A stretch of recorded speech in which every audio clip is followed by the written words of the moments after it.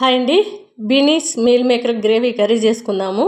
మరీ గ్రేవీలా కాకుండా కాస్త ముద్దగానే చేసుకుందాం. టేస్ట్ అదిరిపోతుంది.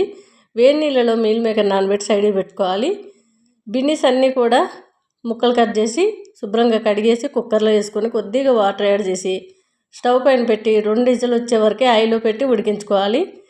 అలా చేసిన వల్ల కర్రీ త్వరగా రెడీ అయిపోతుంది. లంచ్ బాక్సులకి పిల్లలకి లేట్ అవ్వకుండా త్వరగా చేసేయచ్చు. స్టవ్ పైన కళాయి పెట్టుకొని కొద్దిగా ఆయిల్, ఆవాలు, జీలకర్ర, ఉల్లిపాయ ముక్కలు, కరివేపాకు వేసి బాగా వేగిన తర్వాత పోపు అంతా కొద్దిగా పసుపు యాడ్ చేసి 4-5 టమాటాలు మెత్తగా మిక్సీ జార్లో వేసి పేస్ట్లో చేసుకోవాలి. కొద్దిగా రాళ్ళుప్పు వేసాను. ఆ టమాటా ప్యూరీ అంతా వేసేసుకొని బాగా కలిపి కొద్దిగా కారం పొడి, మీరు ఎంత కారం తినగలిగితే అంత కారం అనేది యాడ్ చేసుకోండి. బాగా కలిపేసి మూత పెట్టి ఆయిల్ అంతా కూడా పైకి వచ్చే వరకు ఉడికించుకుంటే మనకి టేస్టీగా బీనీస్ కర్రీ రెడీ అయిపోతుంది. కొర్రలండి, రోజు బ్రేక్ఫాస్ట్కి ఇడ్లీ అయినా అని అడుగుతారు. అందుకని ఈరోజు వేడివేడిగా కొర్రలు పెట్టేశాను.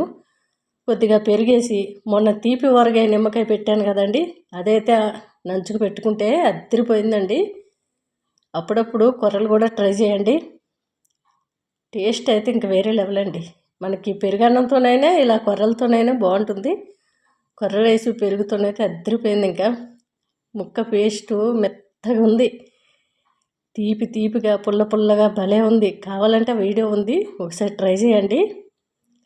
ఆయిల్ అంతా పైకి వచ్చిన తర్వాత బాగా కలిపేసుకొని ఈ ఉడికించుకున్న బీనీసు వాటర్లో నానబెట్టుకున్న పీల్ చేసి చక్కగా పిండేసి ఆ మీల్ మేకర్ వేసేసి బాగా కలిపేసుకొని కొద్దిగా వాటర్ యాడ్ చేసి మళ్ళీ మూత పెట్టి స్టవ్ హైలోనే పెట్టి ఉడికించుకుంటే 10 నిమిషాల్లో రెడీ అయిపోతుందండి కర్రీ.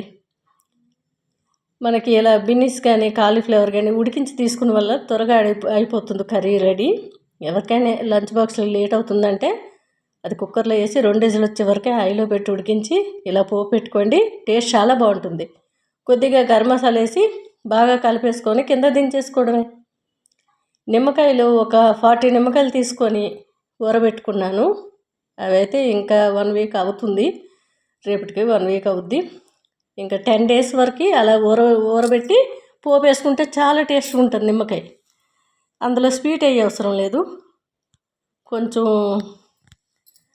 ఆవాల పిండి, మెంతిపిండి, కారం పొడి వేసి పోపు వేసుకుంటే బాగుంటుంది.